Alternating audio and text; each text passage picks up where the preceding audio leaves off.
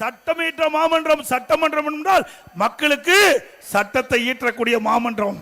அப்படிப்பட்ட சட்டமன்றத்தில் சபாநாயகர் ஒரு தாழ்த்தப்பட்ட வகுப்பை சார்ந்தவர். அவர் தாழ்த்தப்பட்ட வகுப்பை சேர்ந்த ஒரே காரணத்தில் அவர் இருக்கையில் இருந்து அவரை கீழே பிடித்து இழுத்து விட்டு அந்த ஆசனத்தில் அமர்றீங்க. அப்படி செயலை செய்த கட்சி திமுக கட்சி. இப்படிப்பட்ட கட்சி ஆட்சிக்கு வரணுமா? பிறகு நான் பெரும்பான்மை நிரூபிக்கப்பட்டு விட்டது. ஸ்டாலினுக்கு பொறுக்க முடியல. உடனே சட்டை கிழிச்சுக்கிட்டு வீதியில் நடந்து போனார். திரு ஸ்டாலின் அவர்களே, இந்த சட்டமன்ற தேர்தல் முடிந்த பிறகு அன்றைய தினம் சட்டை தான் கிழிச்சுட்டு போனீங்க. சட்டமன்ற தேர்தல் முடிந்த பிறகு